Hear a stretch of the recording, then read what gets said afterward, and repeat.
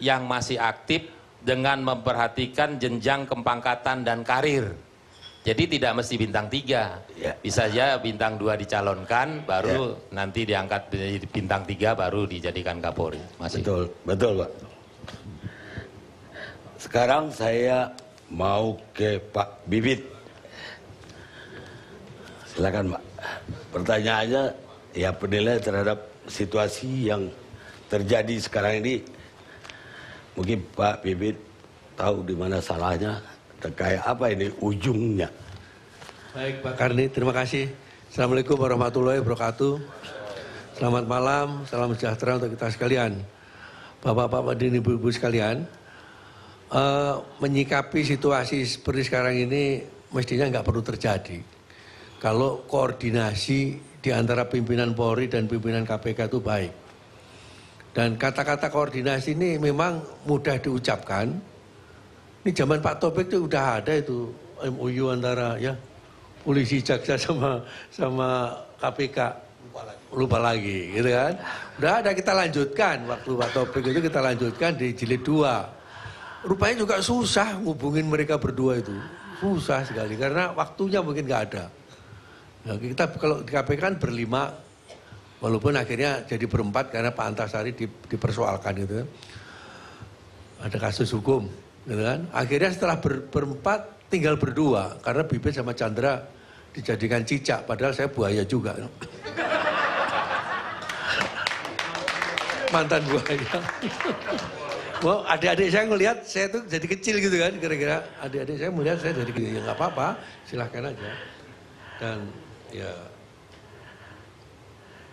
koordinasi tadi ya. Kemudian pertanyaan saya berikutnya lagi, kita ini benarkah serius memberantas korupsi? Ini mohon dipikirkan ya.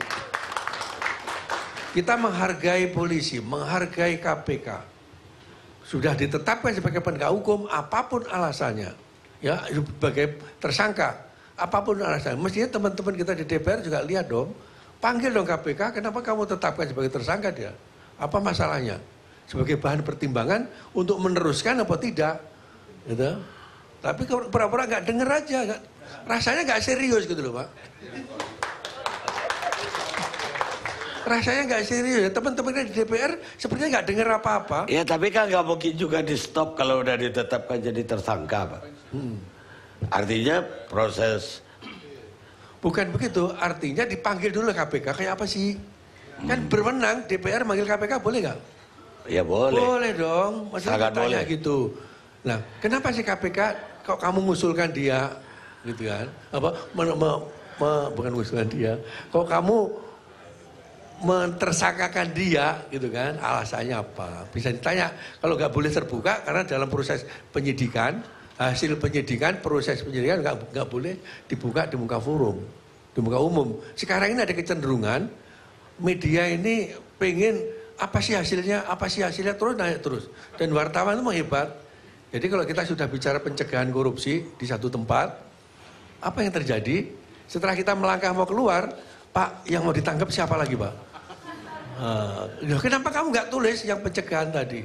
Dan saya berpikir Pak, pencegahan itu lebih baik ketimbang mengobati. Kata dokter kan gitu ya. Oleh karena itu walaupun saya sudah nggak jadi KPK Pak, saya ngajak masyarakat untuk mencegah korupsi. Saya bentuk perhimpunan gerakan masyarakat perangi korupsi. Ini katakanlah menjadi apa? Menjadi arena saya untuk memasarkan ini Pak.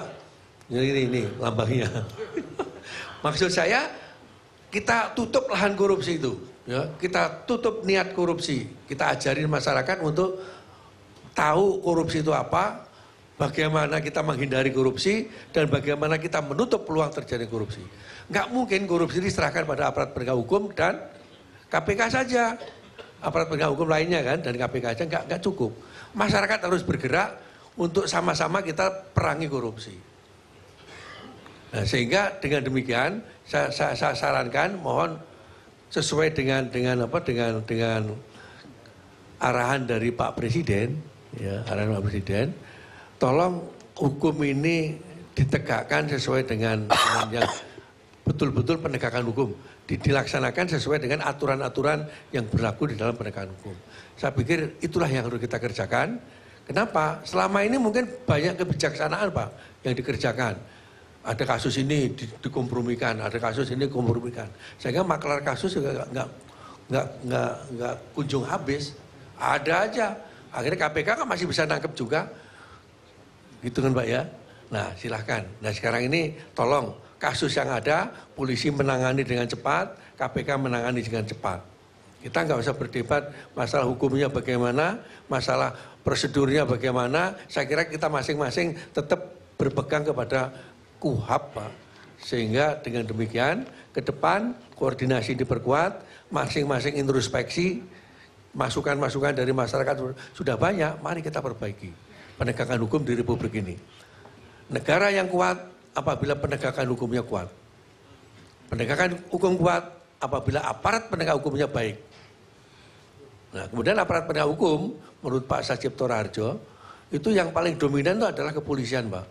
Karena di mulutnya kepolisian inilah petugas kepolisian di lapangan, walaupun pangkat jenderal bintang 3 Pak Ugroseno, dia melanggar hukum lalu lintas, disemprit sama polisi yang pangkat barada, harus berhenti dia, nggak bisa jalan.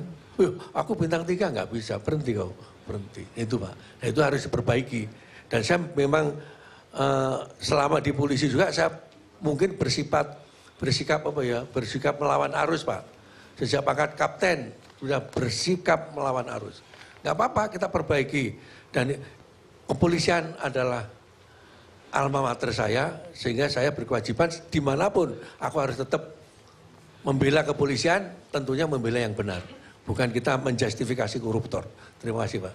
Ya tapi Bapak belum jawab bagaimana pandangan Bapak yang Budi BG itu ditetapkan tersangka, seperti ditunggu-tunggu supaya dia jadi calon Kapolri.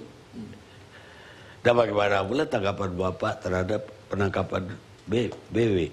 Saya berpikir ya dalam penanganan BW ini saya pikir sesuai dengan yang sudah kita alami di KPK, bahwa penentuan seorang menjadi tersangka itu sudah ada alat bukti yang cukup.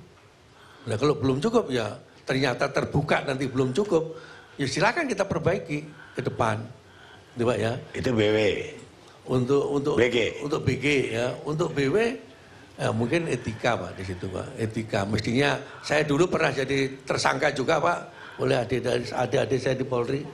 Ya Pak ya, walaupun mereka tahulah, ini Pak Ugroseno kan pernah jadi Kapolsek saya, waktu saya jadi Kapolres Jakarta Pusat, tahulah kira-kira yang saya kerjakan kayak apa.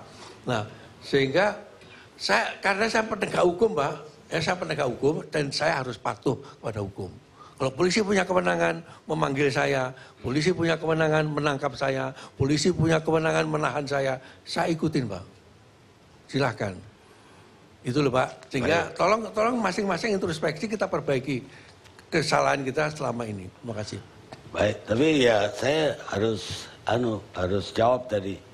Bapak bilang wartawan itu kita rapat desak-desak. Siapa lagi yang mau ditangkap? Loh kalau yang didesak juga senang Pak. Ya buktinya banyak juga nama-nama yang diumumkan. Nggak ada ternyata. Tapi udah diumumin.